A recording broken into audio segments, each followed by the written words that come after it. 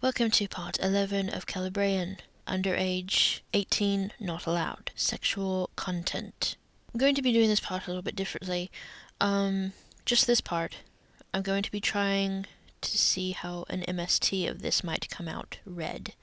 So, using the wonderful PPC MST, which I will link to below, I'm going to try this out. Wish me luck. When we last left Celebrian, she had noticed her breast had been growing because of the ice cream, and she stopped eating the ice cream. But she still likes the feeling of the ice cream. So let's get started, shall we? The growth of her breast slowed, but it did not cease. By winter, Elrond had grown tired of her whining and exiled her to Lothlorien. there was tension in Rivendell unlike any time before. Unlike when it was under constant attack. When away from their lord and lady, the elves marveled at the coldness that had grown between them, It regularly snowed when they were in the same room.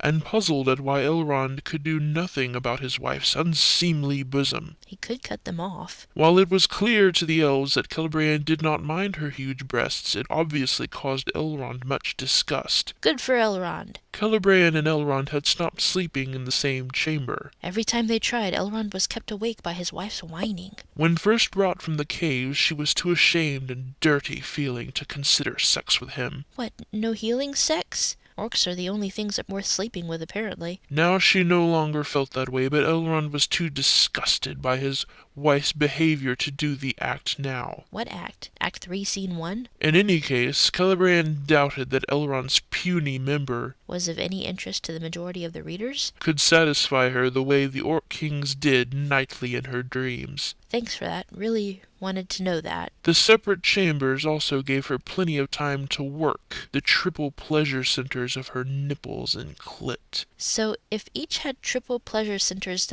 does that make 9 in total? How would they all fit? She was happy enough except for the burning desire to fill her mouth, pussy and ass again, with a huge throbbing member. Only the horses in Rivendell could satisfy that need, But Glorfindel had told her to leave them alone. and she had not yet grown depraved enough to try that, although the thought frequently crossed her mind. That she should kill herself. At winter's end her breasts were the size of cantaloupes. That's a type of melon, I believe. They were firm and perched high, unlike anything that a human or orc could manage. No human woman ever had breast on her forehead. For one, they were still young, and had not felt the touch of gravity. So that's how she got over the balance problem. Anti-gravity breasts. But with her elf body, they would never sag much. Elves aren't subject to the laws of nature. They would only soften a little in time and move from the great jiggly half-sphere. They merged into one again. They were now something more pendant, but still firm. Pendant but firm. Sounds like a clock. Like most elves, Celebrian was slight of build, though tall. On her slight frame her breasts looked even larger than Her head. they would have on a human or orc female. Her nipples were the only thing that really bothered her. Isn't that what they're calling it these days? They were big, too big even for her large breasts. When aroused, they stood out 2 inches, I swear this story needs visual aids. not quite straight out since they could never stiffen as much as a cock, but straight enough. Straight enough for what? Even under the padded cloth of her gown, her nipples could easily be seen. Transparent cloth, the bane of Glorfindel's life. It was only transparent when wet, of course. When firm, they lay flat against her skin. That doesn't exactly sound straight. Under the cloth like a fat worm. She detested the look, but there was little she could do about. Cut them off! A traveler named Manet came to Rivendell one evening.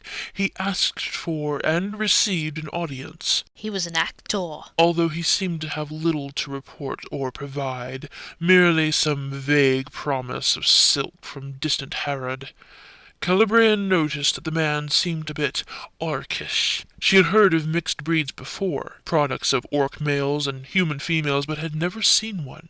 The rest of the household noticed it as well, and he was received politely but briefly. The next morning she took a walk along on a river path. She fell in and drowned, She rarely walked unattended, but half hoped to bump into Manet. intending to smother him with her bosom. She was intrigued by his possible orcish heritage. The path ran beneath the visitors' quarters, and there was some chance she might see him or be seen. Doing what? On her return down the path, she paused at the stone landing overlooking the river. It was very near the guest house.